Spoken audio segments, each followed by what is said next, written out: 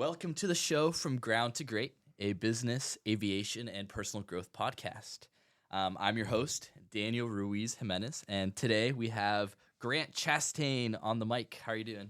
Hey, I'm doing good, man. Thank you for having me. Good, man. Good. If you guys didn't know, Grant and I are not just really good, well, we're like best friends from, I want to say junior high, right? We met in junior high. I think we actually originally met in church We back did in the day, but we weren't originally. really like super good friends back in the then. day, yeah. Yeah. First Baptist Church. Yeah. Yeah.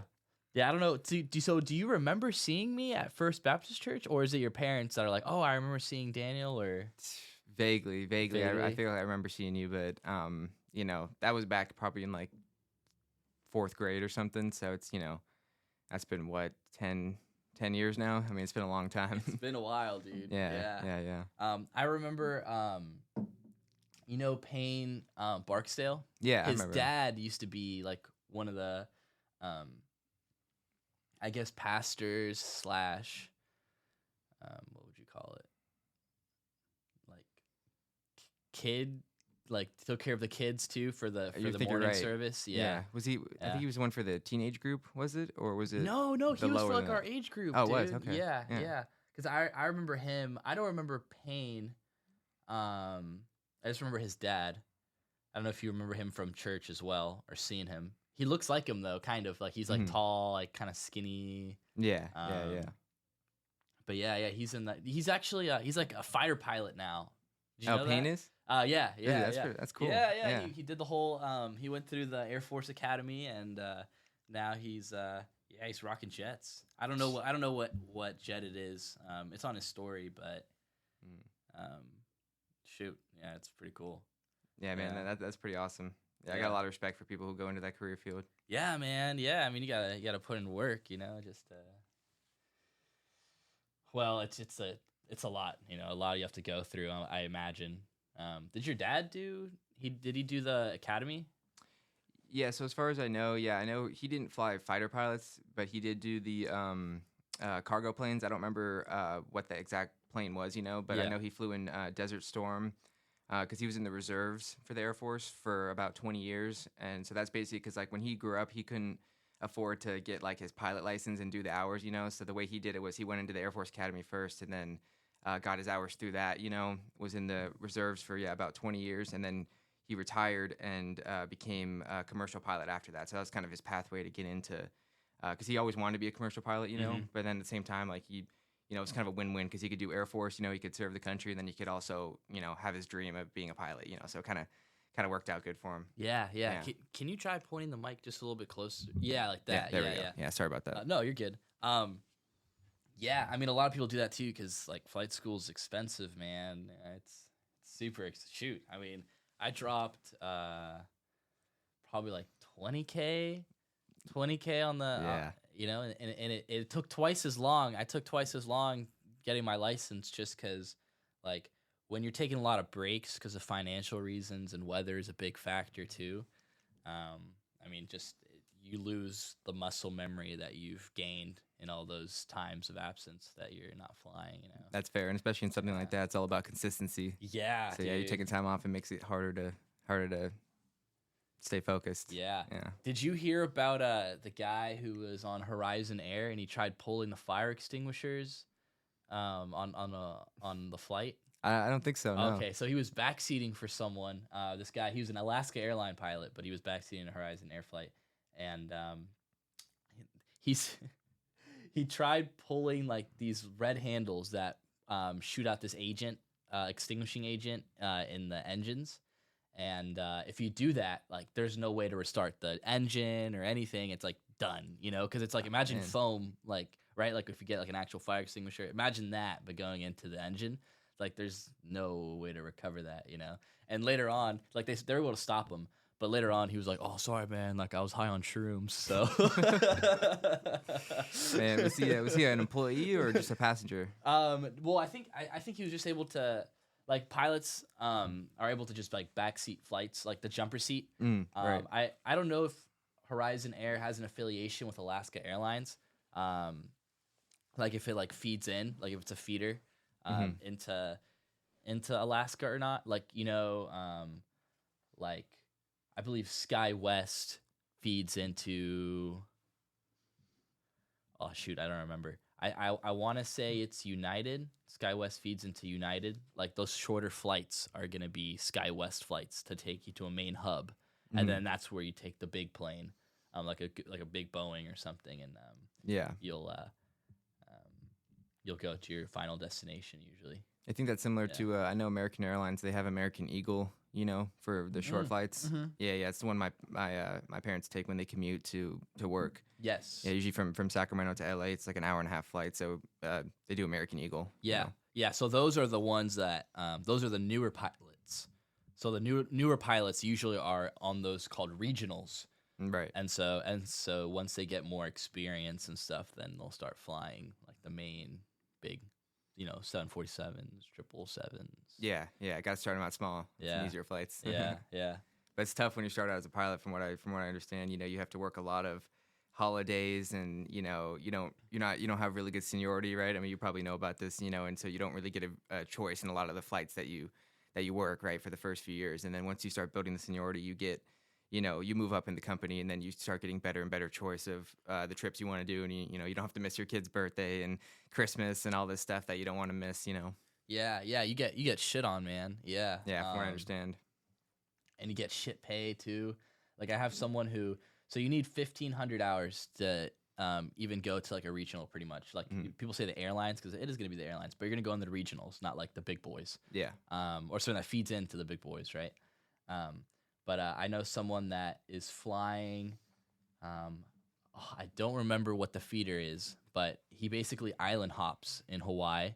He gets shit pay for like the first, I want to say like year, but then it exponentially grows and grows and grows for the more time you get. But that was his plan, because he didn't have enough money to keep paying for flight training. He has commercial license, but like he just couldn't get those hours, Yeah. Understandable. And he had a family and everything too. So like his family was going to stay in Florida. This was in Florida. We're in Davis, California right now. He's in just Hawaii, and then his family's taking care of his wife and their kids, while he's grinding out in Hawaii, just shipping it back and forth.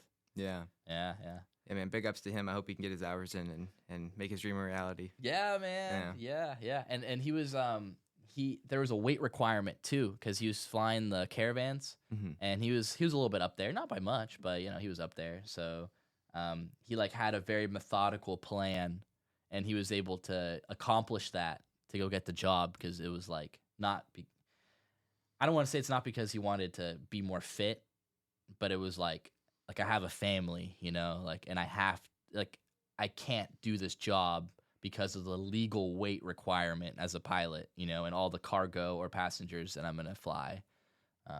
So he got it done, which is really impressive. I forgot how many pounds he lost, but it was like a good amount, Yeah, that's the motivation right there. Yeah. That's good motivation. Yeah, it is good motivation, man. Yeah. Instead of because you have that external factor, right? That's like driving you to, how can I say it? Like to get to where you need to be, it's not just like coming from within you. It's something outside. It's like, oh, well, I got bills to pay. Yeah. I got mouths to feed, Yeah, no, when people are desperate, especially when it involves their families, they'll be surprised at what they're capable of. Yeah, I mean, it's like the same scenario where it's like the mom like picks up the car, right? And like the kids underneath it, or it's in, the kid's in danger, and you get mom strength. Right? Yeah. And you're like, how'd that happen, dude? You're like, I don't know. Yeah, no, they don't know. Yeah, it's just something in their brain. It's like they don't even realize it's happening until it's after it's done. It's like, whoa, like how was I able to do that? Yeah, I don't know. I don't know how that works, because it's like, like I would think like an average guy can't just pick up a car either like that, and it seems like these women don't have any prior gym experience or anything, and they're just able to, just pop it up. Yeah, I it's mean, like good for them, Yeah. You're like 130, 140 pounds, and you lift up a car that's, at least a ton, if right? not 2 tons. Yeah, right? That's pretty impressive. Yeah, where does it come from, It's I don't know. You should actually check out, so there's this show, it's kind of like a docuseries on Netflix, basically. It's called Unexplained with William Shatner. I don't know if you're familiar with that. I think I've heard the title. Yeah, Or yeah. I've seen it on Netflix at least. It's really good. Yeah, Yeah. it's like a 16 episode series, and they talk about all sorts of stuff like this. And one of the episodes that they do, I believe, if I remember correctly, is about like superhuman strength like that. You know, with in the moment, like something like this someone's kid is trapped under a car, or a bunch of different scenarios, and it's kind of just analyzes like all these. They interview people and analyze like what's going on in their brains and try to figure it out. And they can't figure it out, right? They can't explain it because that's why it's unexplained. But it's really cool because I mean, there's all sorts of stuff. Like one of my favorite ones was there was this guy basically who he was at a college party, and he's just kind of a frat dude, kind of I mean decent at school, but he's not really like gifted in anything per se, right? And so he's at a pool party and he jumps off of this diving board, and I guess he kind of slips when he's jumping off, and he hits his head on the side of the pool, and it's like boom, like blood in the water, like really bad. Yeah. And it's like his friends call 911. Everyone's freaking out. They're like, "Oh my god," and like they take him to the hospital. And I believe he had to have surgery on his head. And he wakes up about a day or two later because he was in like a medically induced coma, I believe. And when he wakes up, he was telling the doctors, he's like I keep seeing like these weird like visions in the air. And they're like, "What do you mean?" He's like, "I keep seeing these like bars, these like black bars coming down." Like in front of my eye, like in front of my eyesight, like black bars coming down everywhere. And he's like, I don't know what they are. They couldn't tell him. They're like, oh, you must just have head trauma. You should go home and rest, basically. Yeah. And so he went home, and I guess his parents had a piano there that they didn't really play very often. And so he kind of just randomly goes and sits at the piano, and he starts to play it. Keep in mind, he's never touched a piano in his life. Yeah. Not once. He starts to play these songs by like Mozart and stuff, these insane songs. Yeah.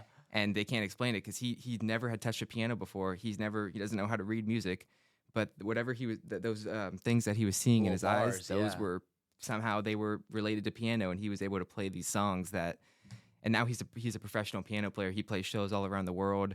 He's like world famous, and no prior experience on piano. And it wasn't until he hit his head, came back from that now all of a sudden, I mean, yeah, he's a piano maestro. Do you know what part of the brain that got hit or got trauma? I don't, to be honest. I don't remember that specific part. Because I know other than the piano thing, obviously, like he didn't really have any other like lasting injuries. Like he was okay. Like he had to have like the surgery and stuff, but he didn't have any other like lasting damage to his brain. So I mean, I guess whatever that was must have been some form of damage because that doesn't just come out of nowhere. No. But that actually has happened to a few people. I forgot what they call it, but there's a term for it basically where people have had injuries like that, like what he had, and then though a lot of times it involves instruments. And when I say a lot of times, it's not super common, but when it does happen, it's like an instrument thing. Like I think there's someone else who same with violin, Yeah. And there's these different things. It's not maestro syndrome. It's something syndrome, I believe, where it's like they have an injury, and then that causes them to just be super gifted in some specific area of human endeavor. Yeah. So it's pretty cool. Yeah, it's so interesting, man. It's like you got like untapped potential, and your mind can do. I mean, people say there's a movie where it's like, oh, like people only use this amount of your brain, but like no, you use 100% of your brain. But it's so interesting because stuff like that makes you really think. It's like, am I really using all of my brain? Like how come this like trauma to my head is made, or like I've heard like lightning strikes will do the same stuff to people, and then they get these incredible abilities. And I've also heard it related to music. So I don't know what it is with music and like your brain being able to just perceive. I mean, I think it's something that's very unique to humans. Agree. Like we can make a story, almost like an emotional story, out of listening to music, as opposed to like a parrot. Like a parrot can imitate something, or it can listen to music. However, it's just like waves of noise. Almost like imagine hearing like static noise on a radio or on a TV, but you're just hearing different kinds of those different waves. And you hear them together, but it doesn't create a story in your head. You just hear this noise going on.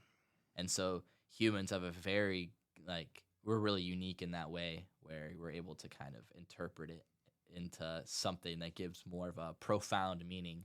Like in movies, that's the whole point. They put music in movies, right? Yeah. It really sets like the vibe for whatever Yeah. you're experiencing, whether it be Yeah. like a horror movie, an action scene, a love scene, whatever it might be. It's like, yeah, the music plays a big role, in conveying like the emotion of whatever you're seeing on screen or Yeah. just in life in general. Yeah. Yeah. It's so interesting. Yeah, I think there's more to.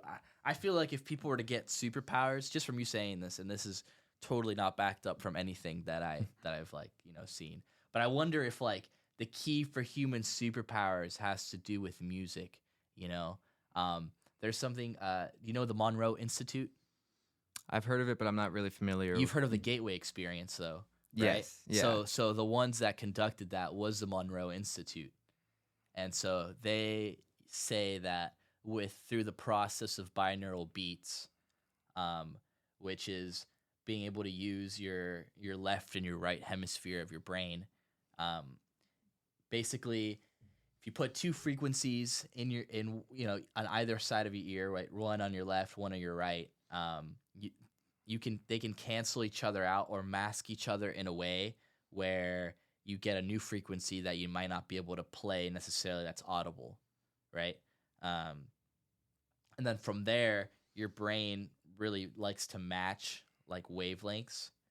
It just has a very natural tendency to do that. So they're able to, I guess, they put you in different states of mind where you're more susceptible to be able to.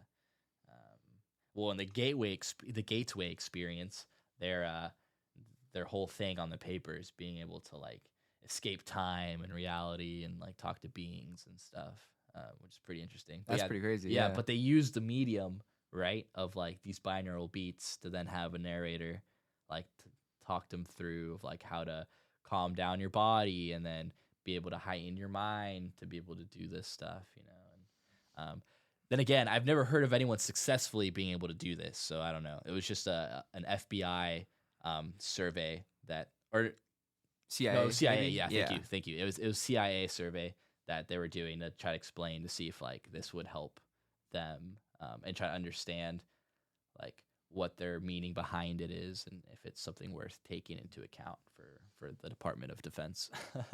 So yeah, those guys do some pretty messed up stuff. Yeah.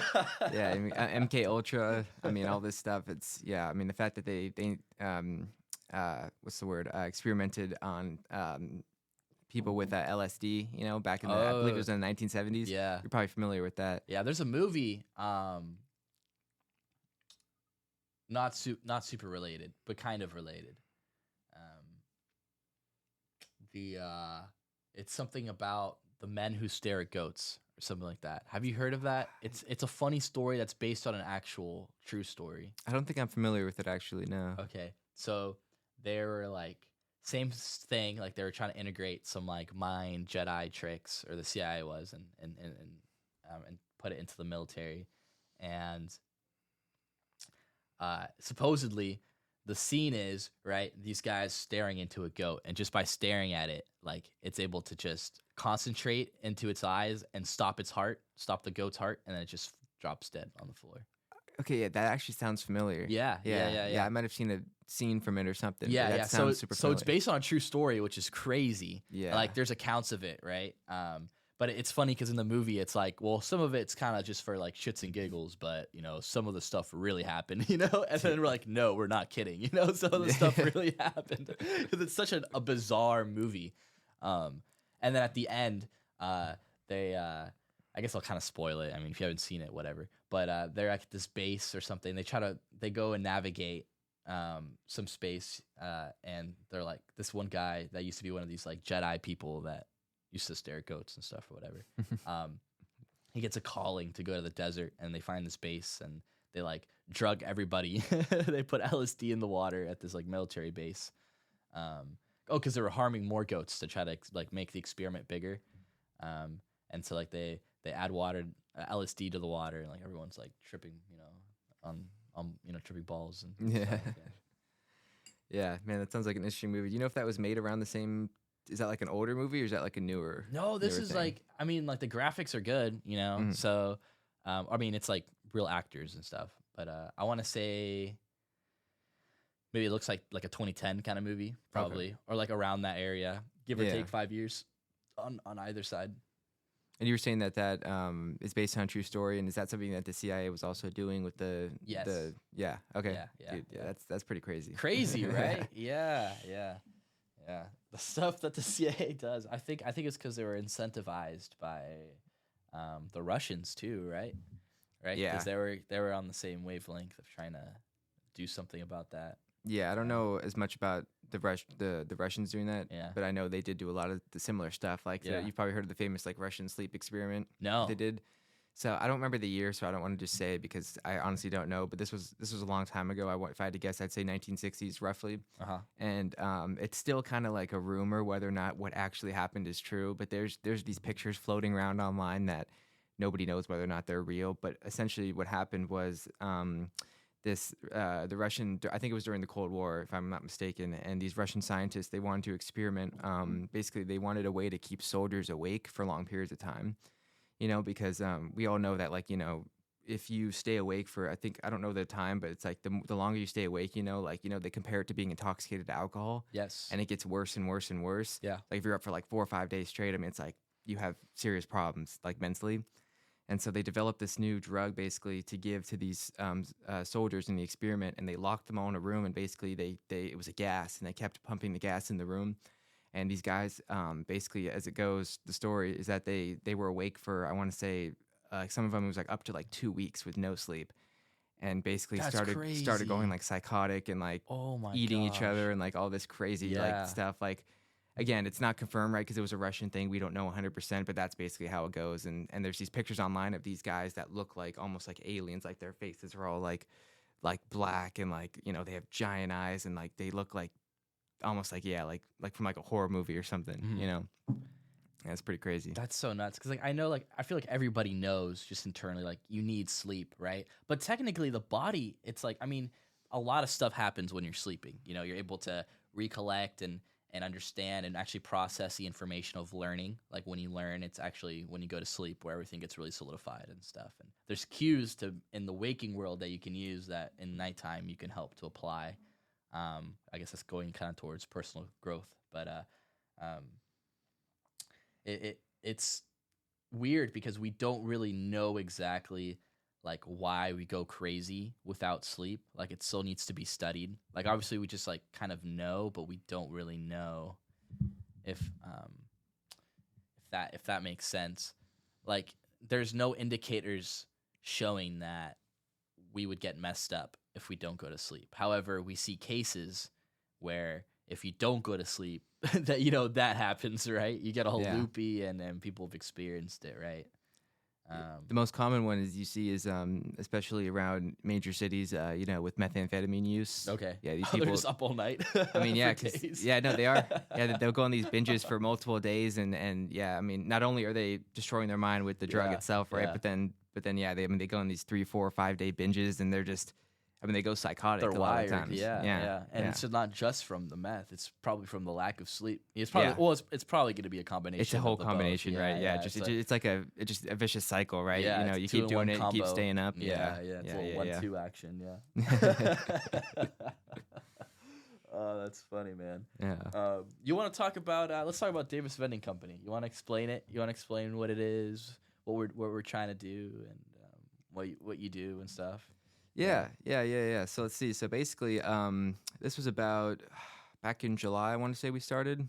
With the idea and stuff. Yeah, Daniel had gotten back from Florida not too long before that, if I'm not mistaken. Yeah, and we were talking about business ideas, kind of bouncing back and forth. Kava. Yeah, we had. Yeah, I want to say we were. Or it was the little shots. Yeah. These kava shots, and we were drinking, and we were just kind of bouncing ideas off of each other for what we thought to do for like a business, And if I remember correctly, Daniel actually, I'll give him credit, he was the one who came up with the idea for Davis Vending Co., if I'm not mistaken. And he was basically, his idea was like, a lot of times when you go around town or really anywhere, right, you see these vending machines that are just these old beat up vending machines that, it'll do these, you guys know what I'm talking about, like the Coca-Cola ones that are all beat up and, they got 4 drink selections and, you still got to put cash in them and it's just kind of out of date, right? And it's like, in the modern world that we're living in, you look around, everything is, modernized and streamlined, I mean, Apple Watches, iPhones, like everything is very, very, convenient for people, right? And those machines weren't convenient. So his idea was basically, let's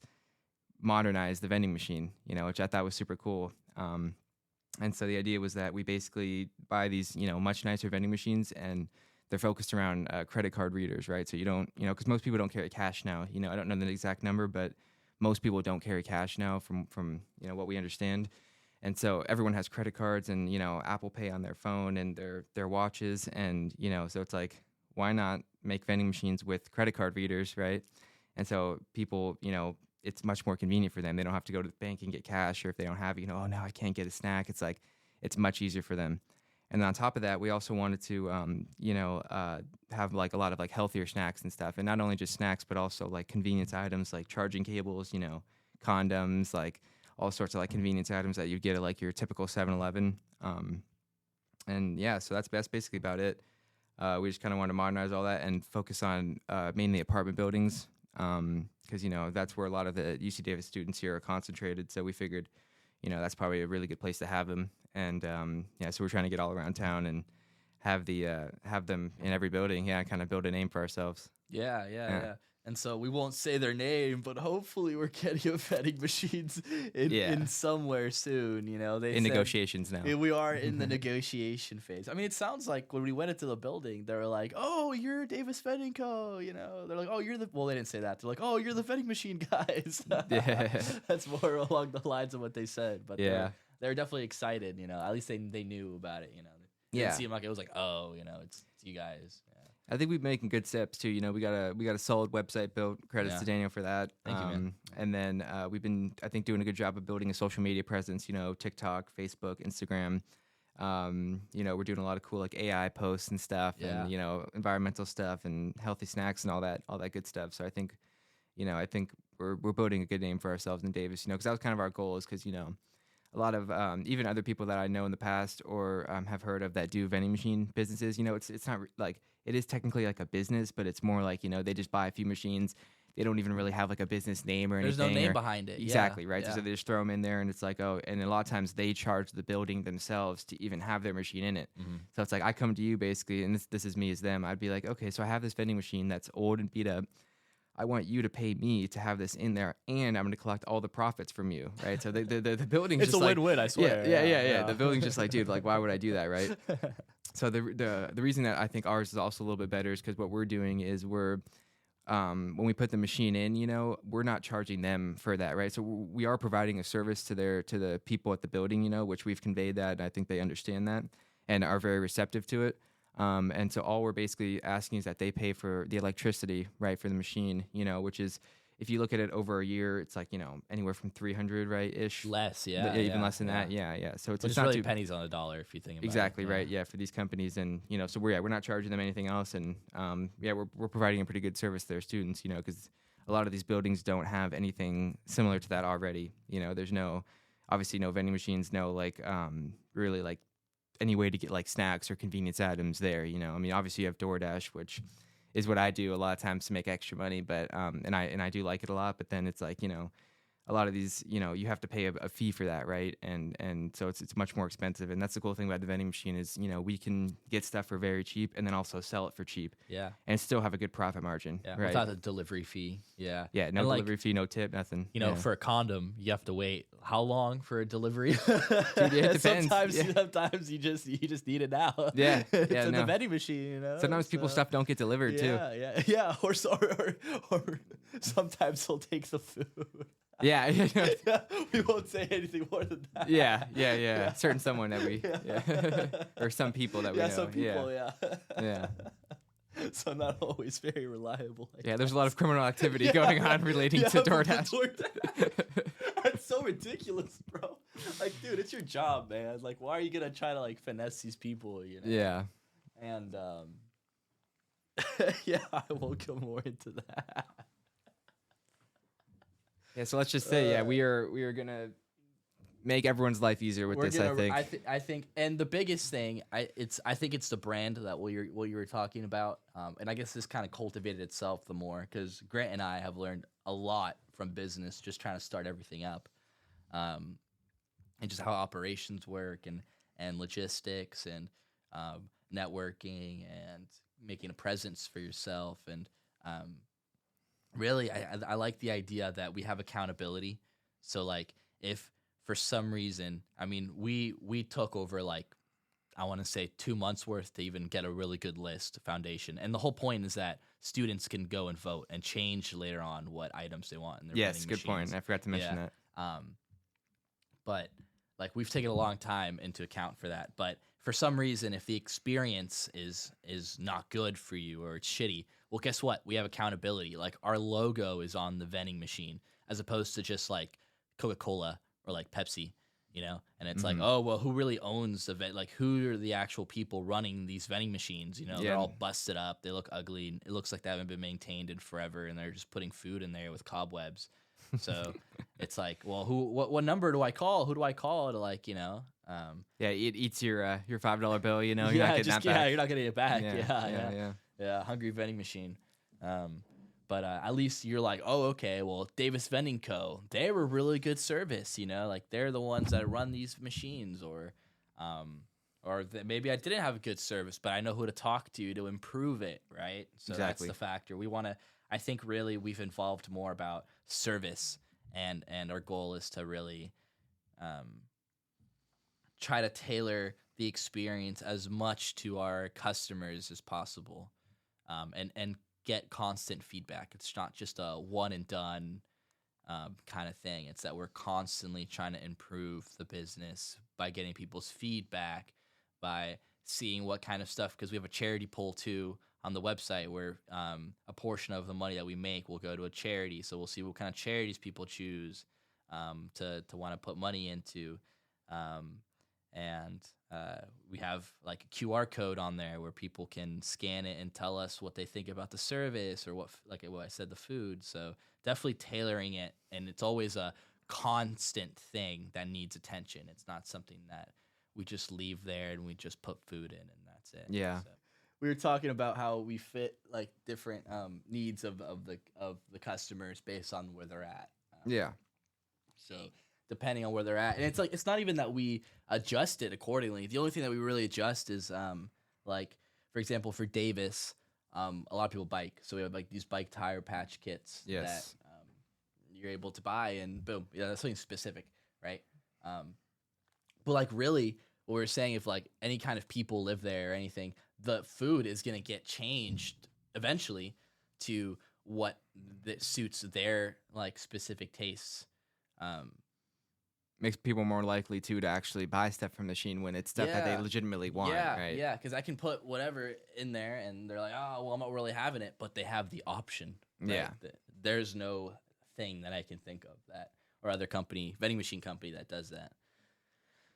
Yeah, I agree. Most of them, like you said, they don't really care. You know, it's just like I'll just throw this in, collect what money I can. No customer service, no accountability, Yeah. like you said. You know, so yeah, I think it's a a really cool idea. Yeah, Yeah, I'm excited to see where it goes. yeah. Me too. You want to talk about like how you got into business or why it's something that you're interested in or why you like it? Yeah, so it was I don't know, I've always kind of been interested in business overall, you know. I grew up as a kid, you know, watching a lot of like Shark Tank, you know, like a lot of people, and I always thought it was so cool, you know, to be able to work for yourself, you know, and not have to work for these big corporations, you know, and you know everything that goes into that. I think it's really cool to kind of have the freedom, you know, to work for yourself. And what I really like about it is, you know, it's kind of as hard as you want to go, right? Like how successful do you want to be? You know what I mean? There's really no limit, right? It's as much work as you want to put in, as much networking as you want to do. I mean, you get to decide how successful you want to be, essentially, right? And that's why I think that's really cool, because there's, you know, infinite opportunities in the world, right? And so many people nowadays I just kind of watch, and they don't really even explore anything like that. You know, a lot of people are just okay with just like, oh, you know, I even know certain people, you know, it's just like, oh, I'm cool working minimum wage, you know, as long as I have money for rent and food. It's like that's it, you know, that's kind of all that, and that they're cool with that, you know. And that always just kind of like, I was kind of like, you know, I'm not cool with that. Like I don't, you know what I mean? Like I don't want to just be like a slave, so to speak, to the world we live in, you know. So I always wanted to. I thought it'd be really cool to have freedom, you know, and how do you achieve that freedom is by becoming financially independent, you know, which it's a lot of work and it's very hard, obviously, you know, but you have to start somewhere, and I think you have to learn. That's why I think it's really cool that we're doing this now, because, you know, we're like you said, we're learning a lot of things that, I had no idea, Yeah, I mean, I didn't know a yeah. lot about business, and it's like, there's all these licenses you need and all this, all this stuff you need to do very specifically, Super specific. Yeah. Yeah. Yeah. So it's really good learning experience, and this is going to lead to other things down the road. And I think it's really good too, because this is something we can get into for, uh, a small financial risk, right? Mhm. Versus a lot of these other businesses and things that people do, they'll invest all their money or a ton of their money, and they don't even know whether or not it's going to work, right? And Mhm. obviously you never know whether or not it's going to work. No, But yeah. if that's the case, then I think you should, take a smaller financial risk, right? So then if it doesn't work out, then you're not completely screwed, Mhm. So yeah, I think just kind of growing up, watching Shark Tank and stuff, and going through school, it's not that I wasn't good at school, but I always just kind of felt like, what is this really going to accomplish, And I know, at least for me, a lot of the times when I was in school, like, I just kind of felt like, obviously there's some good stuff they teach you, but a lot of it was kind of just like, when am I ever going to use this, right? I know that's a common thing that people say, but I mean, especially now since I've graduated high school, like, I've noticed like a lot of the stuff I haven't needed, or haven't used. So I think, it's the best experience you can get is real world experience, right? Yeah. Not school experience, And I know for certain career fields and stuff, like college is Or like very, doctor. Like if you're gonna be a yeah, doctor, please go to school. very If you're gonna be a beneficial. lawyer, Yeah, it's please like you go to have school. to, you Yeah, have you to, kind of yeah, have to. Yeah. right. So, Yeah. but if you're just going general like business and you kind of want to see what you can do, then I think the best possible experience you can get is real world. Yeah. Yeah. I think the biggest thing is find a mentor, go out in the real world and do things. Yeah, And that can be in any field. Even if you're going to school to be a doctor or a lawyer, find a mentor, do real world stuff. Don't just party every night, and Yes. and get that experience while you're going to school. Or, but there's so many other like like business is a good one where you go out in the world after high school and you learn nothing about it, and you're really on your own. I mean, the nice thing about the time that we live in now is that your mentor doesn't necessarily have to be in person yet. And of course, that's going to be the best kind of mentor you have. But if you find a really good YouTube channel, or really, yeah, like YouTube is an incredible resource, or maybe there's a blogger or something on a website, and you follow the steps. A lot of the times it's like people, if you read stuff that has like a nice outline of what to do, if you really follow that, like most of the time they're pretty fail proof. There might be some external stuff that's just life, right? But if you follow the steps, you'll always like. That's something I learned when I did aircraft maintenance over in Florida. People don't know how to follow instructions. It's so underrated. It's like people will pay money to have their IKEA furniture assembled. If they don't follow instructions. Very true. There's pictures. There's numbers. It's like what more do you want, dude? Yeah, yeah. And it gets more complicated when you go into aircraft maintenance, and you don't have to go to school. You can do an apprentice program, which honestly I would recommend doing either one. Either one's good. I think you should do both. Actually, you should find an apprentice program and go to the school at the same time, and because you get to sometimes in the workforce everything's kind of quick. You need to push stuff out, and that's the quickest way to learn, right? But also to be in an environment where you're sitting down and you're actually being able to learn all the words, and it's called nomenclature of like certain parts and stuff of an aircraft is gonna help you when you get in those high stressful situations, right? Like, oh, we gotta push this airplane out now. We gotta fix this. Okay, then you kind of have a little pool of knowledge in the back of your head that you can push forward and use. At least you know a little bit more.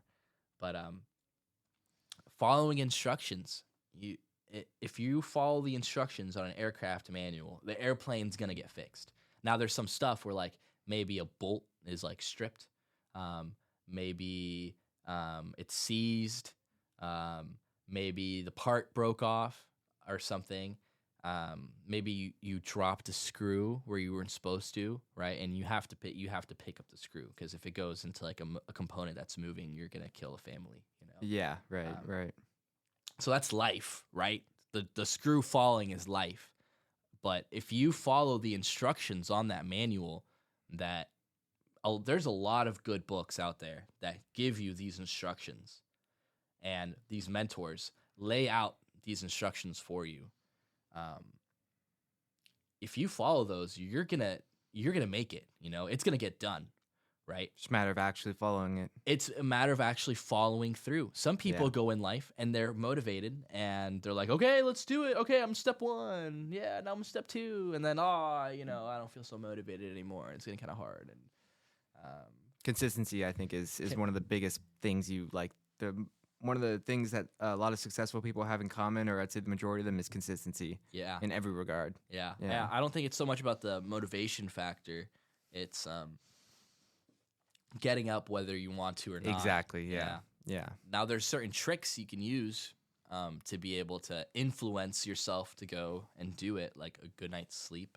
Very underrated. Oh yeah, 1,000%. Yeah, like that's pretty much the bit. Like if you're able to change sleep, diet, exercise, you probably can get away with just those 3 things, and you don't have to worry about these Jedi mind tricks, which are, they're like psychology based, right? Yeah. Like I'll give you an example.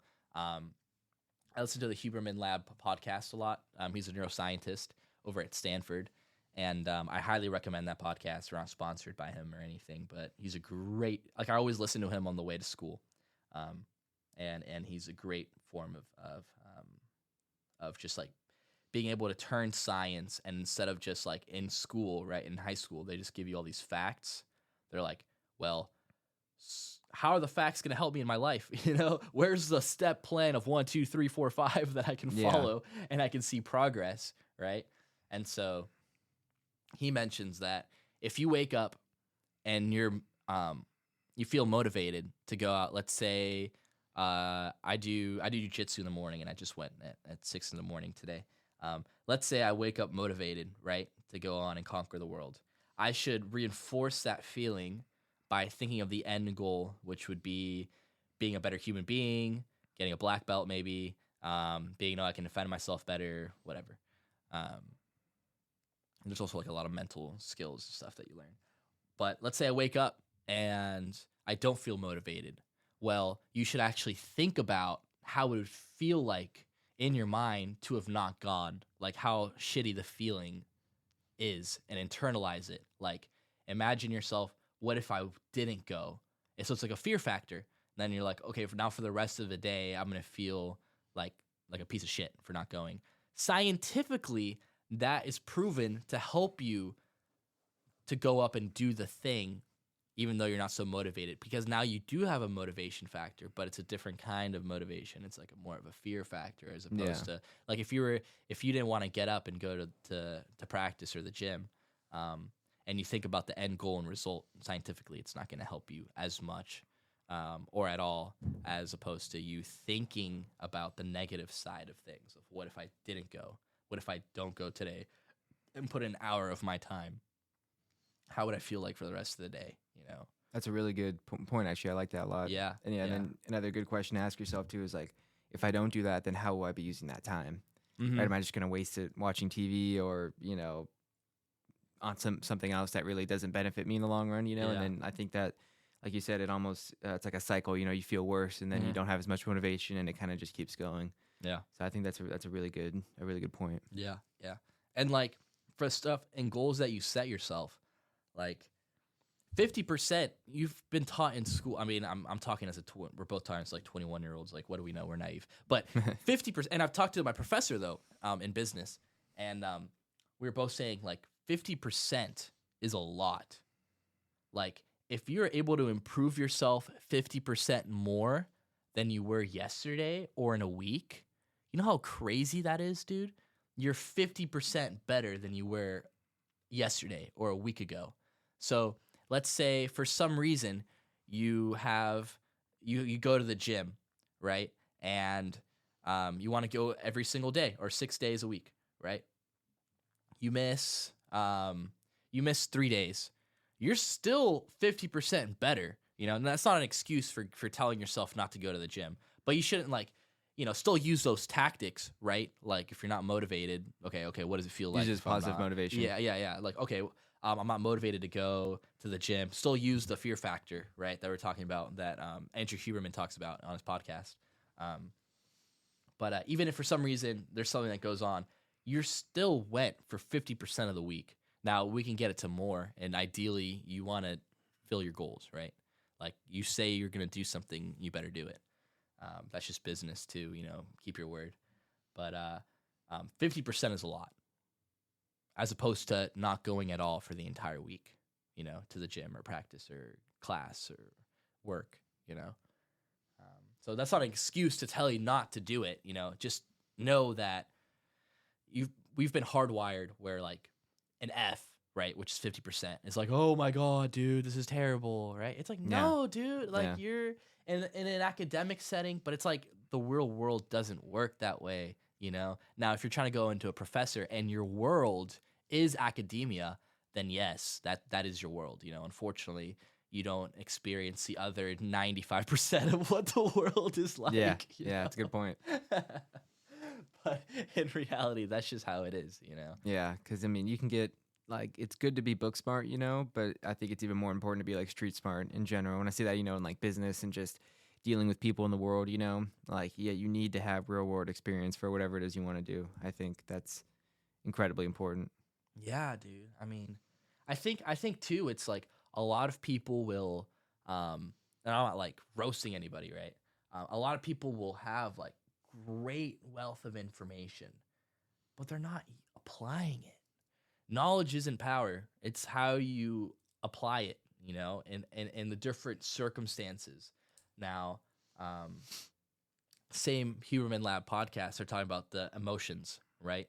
And so emotions, I don't even want to talk about it so much because it's so complicated. The podcast is great. It's phenomenal, but it's so complicated. Like, just because you're showing, and you can kind of relate this to the science, just because you're smiling doesn't mean that you're happy, right? Doesn't mean just because you're frowning doesn't mean that you're mad or, sad or mad. But these emotions are these big buckets that you kind of put a label to the emotion that you're feeling, or not emotion, but like the state of what your body is in at that moment, chemically and like through hormones and mentally, through the electrical pulses in the neurons. But it's the more knowledge that you actually know from words of being able to describe certain emotions, the better off you're going to be. Because let's say that you're you kind of have a weird feeling waking up. You're not like very, like, you're not super motivated, but you're not very tired either, and it's like a weird state that you're in. As soon as you label what you're feeling, your mind's already adjusting to that big bucket that you've put or labeled that emotion as opposed to maybe it could have been a completely different feeling, right? But let's say you categorize it into a different category that's very broad, and you can just say, oh, like I think I feel upset, right? But you didn't really feel upset. You were tired, you weren't super motivated. But if you knew the right word to really label yourself in the moment of what you're feeling, you're doing yourself more of a justice to be able to not imply any other emotions or feedback that goes along with the label, because your brain likes to label stuff. Mm-hmm. Now, emotions don't necessarily have, there's so much emotions or states that your body go through that it's hard to label it. But the more that you know, the more powerful that you will be, because you actually get to put that label that's more adequately relevant to the emotion that you're feeling. And so you're not adding anything extra or taking anything away. So, but again, it's still applying it, right? It's still applying the knowledge of the emotional states that you know based on the context, and using that to describe yourself. How am I feeling right now in this moment? To really get an accurate representation of what really you are, to be able to even fight it, right? To be able to combat it. Okay, why am I feeling this way? Okay, let me think about this further. What can I do to feel differently about this? you're saying kind of like if you label it right with a correct term, or at least what's correct to you, then maybe next time that happens, it's kind of like less uncertainty and anxiety, maybe because you don't know what you're experiencing. That's essentially. exactly it. Yes, and that's exactly what they're saying, because the mind hates being uncertain. Like the brain really hates that. They want to, exactly what I was saying, they want to categorize, they want to label. And if you're always in a state of uncertainty, dude, oh my God, how hard is it going to be? Like imagine like walking through a door, right? We just walked into the podcast door and we're like, oh my God, I don't know what's going to be in here, right? Well, I mean, you can get an idea. Okay, well, we said podcast room. There's probably going to be some mics. There's going to be some stuff. But imagine you had like no idea, right?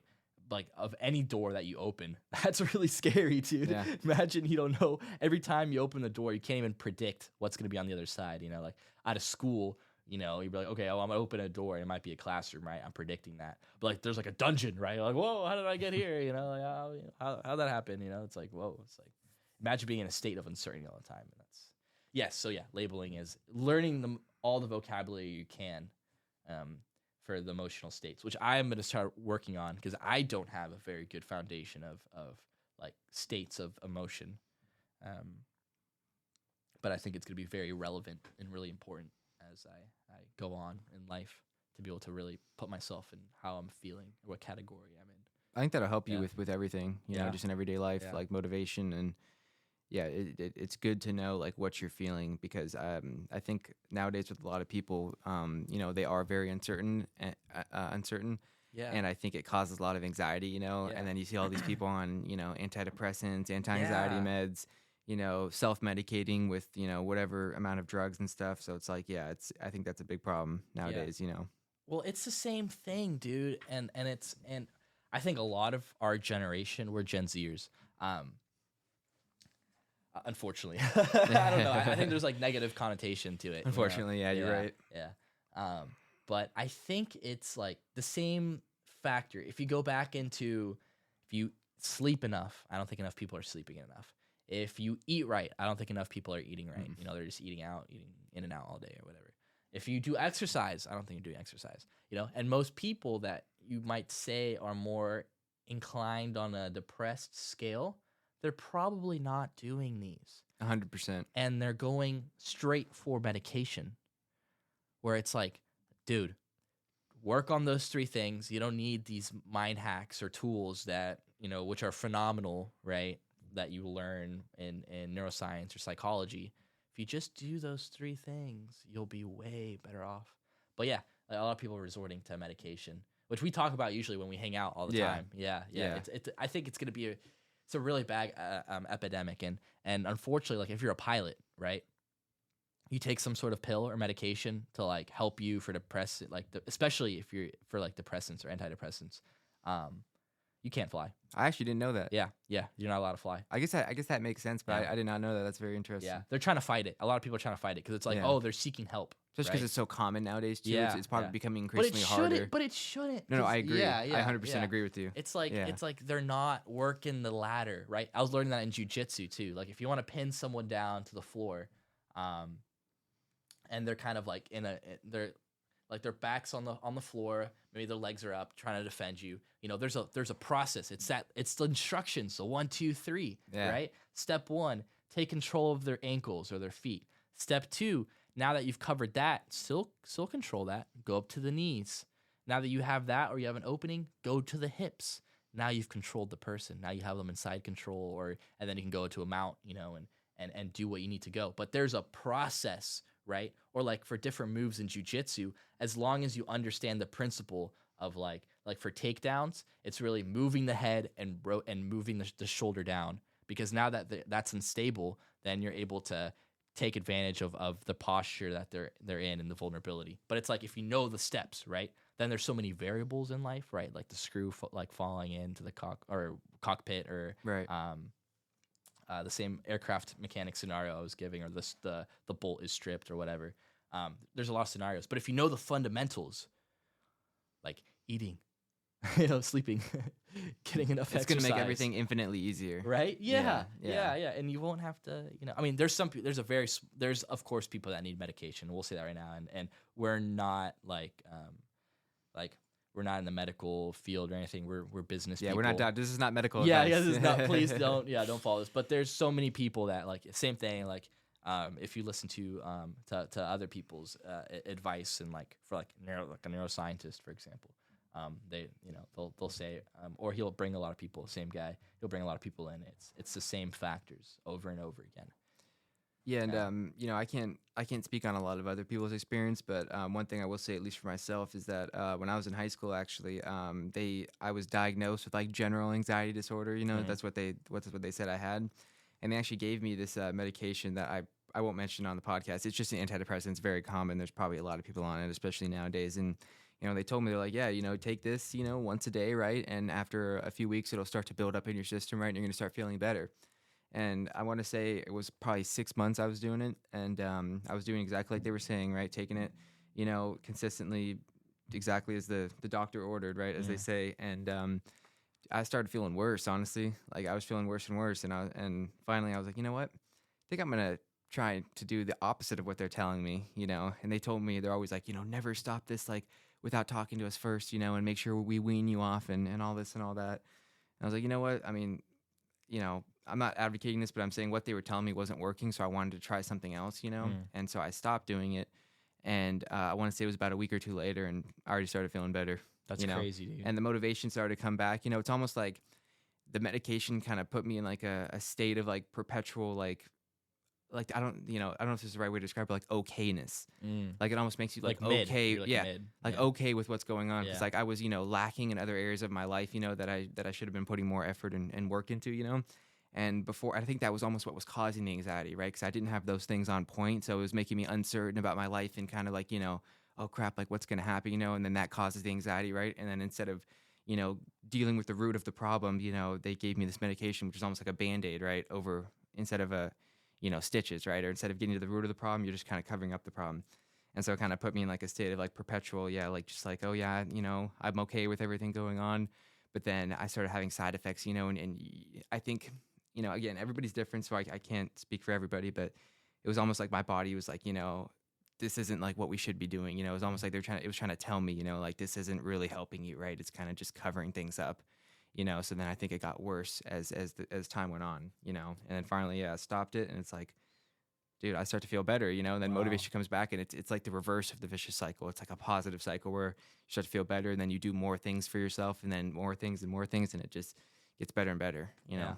So everybody's different, but I would just say, don't just take everything that the medical industry just tells you just instant fact, right? Yeah. Like you should try to, like be an independent thinker and do your own research, and really analyze, like, be in tune with your emotions, like you said, and just your body, and see, like, is this really helping me? Do I feel better? Do I feel worse? And then the biggest thing over all of that, I would say, is that you need to get the basic things in your life on point. Like you were saying, like, eating right, sleeping, exercising, not spending too much time on social media or, TV, like doing things that are actually good for you, And I would say do that first and then see how you feel after that, right? Don't just jump into the medication and you're like, oh, like this is going to solve everything, right? I think you need to get the other stuff in your life on point first. And I think if a lot more people did that, then I think they would notice a big difference in their lives, And I think enough people kind of aren't taking like accountability, they're kind of just saying like, oh,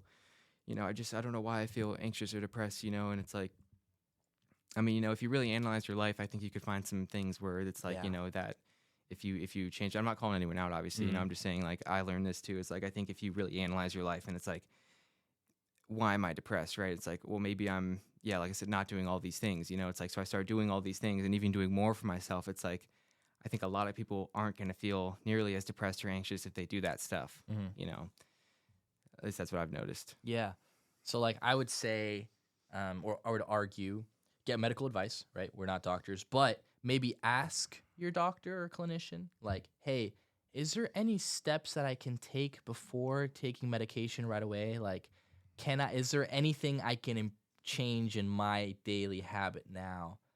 And then if I'm not feeling better, maybe I do need medication, right? But is there a possibility where we can try something out where I can feel better? And really it's understanding your body, like you were saying, being in tune with your emotions. If you need to really, and that's a really good skill to have, and it's going to take you anywhere in life, any field.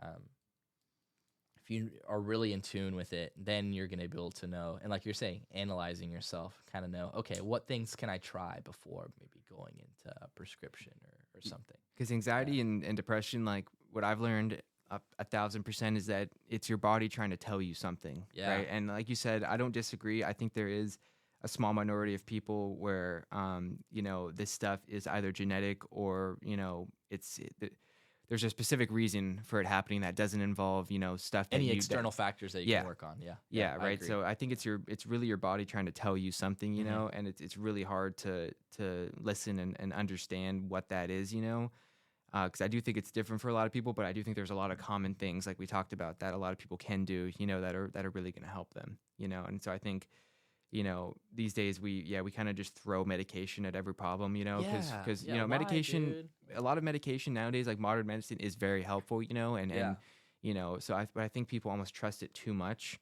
They just think, oh, like this is going to make everything better, like whatever the medical industry tells me is instantly correct, and I'm not saying it's not, obviously, but like, I mean, we have seen a lot of instances where it's like, these pharmaceutical companies, it's money, right? These are big corporations that are focused on money. I mean, look at like Purdue Pharma with like Oxycontin back in the 90s. I mean, they basically pushed this pill on everybody. Then they said like, like this isn't addictive, right? This is going to help you with your chronic pain. This is going to save people's lives. And I mean, look at it. It's not the only thing, but it was a big factor in creating like the opiate crisis that we have nowadays with all these hundreds of thousands of overdose deaths, And that was all from corporate greed, right? And misinformation towards people. So all I'm saying is that, and I'm not saying antidepressants are like that, but what I am saying is that, I would just take everything that pharmaceutical industry says with a grain of salt. You know what I mean? Just or look at alternatives before, ask before, like, is there anything I can do before going in and grabbing that or getting prescribed? Right? It's okay to be skeptical. I think it's good to be skeptical to an extent. I think it's good to be curious. If there's anything else you can do, because think about it as a monetary thing. It's gonna be expensive. You're gonna do better if you just get more sleep. That's free. You're gonna do better if you eat, and it might be expensive, right? Getting the right foods in your body. But I would say you would get a great return on your investment. Oh, 1,000%. Right? As opposed to just being dependent on a prescription that you might not necessarily need. Exactly. Right?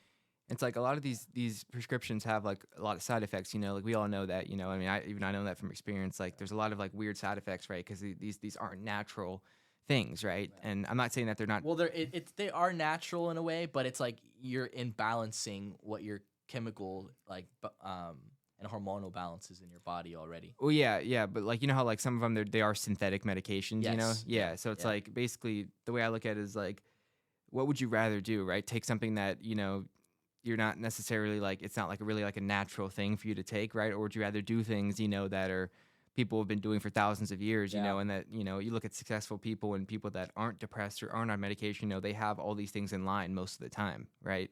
They have good relationships, like I won't go over the whole list again, but it's core things that make a big difference, and I think you have to really analyze your life and be like, oh, like am I spending all this time on Instagram, am I doing all these things that just are I think a lot of it goes back to dopamine too, and how you feel, because people's dopamine levels nowadays are so messed up because it's all about instant pleasure nowadays, right? Drugs, social media, fast food, right? Quick food that's terrible for you. It's like all this stuff is just, it's messing up people's dopamine levels. So then their base level, is so high that all these normal things don't even feel fun to them anymore. And then it screws up their motivation, right? And that's where it kind of full circle goes back to like a lot of like when I was saying a lot of people they're okay with just being in like minimum wage jobs, and kind of just being a slave to, I guess you could say the matrix, so to speak, right? And I think a lot of it goes back to that complacency. Yeah. It's like the okayness, just perpetual, just being okay with, and I'm not calling it out, but I'm saying kind of like, I won't say a loser, but I'll say like really not deeply satisfied with your life, right? Because I don't think anyone who does that is going to be deeply satisfied with their life, So, yeah, that's pretty much what I would say about it. Yeah, like you don't want to be on your deathbed and be like, I wish I would have done this, Yes. Like, I feel like you'd rather be on your deathbed and be like, at least I tried it and I knew it was, and it didn't work, right? I think you'd be way more happy to at least thought that you've tried it, and Yeah. or maybe you do try it. And I think anyone can do anything. I'm pretty optimistic. Grant and I, as part of a business exercise, we did the something called the 16 personalities test, and I'm very, very optimistic, and I think like people can like do anything. I'll look at someone and they're just a ball of like limitless like power and potential, like just something that can go out and do anything that they set like their mind to. And like I like firmly believe that, I guess that's just my personality trait. Like I firmly believe people have so much they can do in their life and do extraordinary miracles and things that might be almost supernatural, but it's like believing in them that they're just like a clean slate, you can always start over and do something for yourself. Now that sometimes goes into like, well, like, hold down now, not everyone thinks like that. It's like some people do have certain things that they got to work on. They can't just like get over it right away. 100%. There's stuff that, that takes time to be able to get to where that needs to be. And I was going to relate that to my point and I forgot. We were talking about something and I forgot. Oh, no worries. I know you were talking about the personality test. You were talking about how people are like a limitless ball of like potential. No, but before the what I was saying last? Yes. I know we were talking about the medication stuff, Yes. right? And doing the stuff for your life that, Yeah. that's going to help you. But other than that, well, I don't really remember. There's so much that you can do, and you definitely are capable of doing it. What you were saying about when people are on their deathbed, yes, like you'd be happier knowing that you at least tried versus not trying. Yes, thank you. Yeah. So it's like go out and do it, man. And there we go. Now I remember. Yeah, thank you. Got you. Like odds are, if you really put your mind to it, you're gonna be able to accomplish it, right? But even if you can't, oh well, man. Oh, yeah, at least you tried. That's more than most people can say. I feel like so many times, like with those people we were talking about, being okay with just, not reaching their full potential, right? Because I think everybody has, like you said, like limitless potential, depending on what you do and how you put your mind to it. But oh crap, I kind of forgot what I was saying too. No, people have limitless potential, and it's better to try something as opposed to not doing it. And is that helping you recollect? Man, what that's what like how do you know how it is sometimes? Sometimes you just it just pops out of your head. Yeah, I'm sure. And you know what? That's a really cool state of feeling to know the word to, because I'm sure there's. And I was talking, or in the podcast as well that I was listening to, it's like just one language isn't enough sometimes to explain the state of feeling that you're in. Like there's other stuff culturally that gets that has been repeated so much that people make a word for it, or like an emotion and stuff. So like imagine if anyone knows what the word is when you're on a trail and you lose that trail of thought, let us know, because that might actually help knowing what state that you're in to be able to then go back on the horse and keep going. Yeah. But see, that's an example. That's a real world example. Yeah, it's interesting. that we need to work on, because if we find out the word, I'm sure that's gonna help us a lot in our life, and just like any other instances, right? Yeah. But that's funny. I think this is a good place to stop. We've gone for an hour and 10 minutes, so yeah, those were pretty decent, and we covered everything. We covered pretty much what the podcast is about: aviation, business, personal growth, without even thinking about it too. So I was like, oh, that's kind of cool that we did that. Yeah. Is there any final thoughts or comments you want to add or share before? Man, yeah, no, it was really cool to do this. I've never been on a podcast before. I've watched them for a long time, so I've always really wanted to be on one. And it was really cool that you reached out to me, and invited me on. So I really appreciate it. Yeah, and it's such a cool it's cool because it's like an environment where you're able to share ideas and bounce stuff back and forth, and I mean we've been friends for a very long time, so it's very natural for us to talk and get the ball rolling. You Yeah. know? Yeah. But this is definitely a really cool experience getting the mics and everything set up. Yeah, it's cool because it like you get kind of lost in the conversation in a good way, Yeah. and then it's like you almost forget you're on a podcast, and it's just like a cool conversation flow, which I really like. Yeah. That's why it's really cool that we got to do this together, because like you said, we we're doing the business together, we talk all the time, so it's like it doesn't feel forced, versus like if you went to some other podcast, and you're kind of like, oh, I'm nervous, I don't know how it's gonna be, what the questions are gonna be, what the environment's gonna be like, so it's like. This is a very like chill, like laid back environment, and it was awesome. Yeah, man. Well, I appreciate you coming in on. That means a lot. So, Well, this has been the. Any way you want people to reach out to you or anything, you can shout out the business email if you want. Oh yeah, man. Honestly, or your Instagram, whatever. Yeah, man. I'm not on social media too much, but I will say follow Davis Vending Co. on Instagram. Yeah. We post on there twice a week. We got some really cool AI posts and environmental stuff and some really cool stuff that's I think entertaining and so keep an eye out for us. We're coming up. Yeah, up and coming. Yeah. All right, man. Well, pleasure doing this with you, man. Yeah, thanks, man. Appreciate you. All right. This is the From Ground to Great podcast. Your host, Daniel Ruiz Jimenez, signing off.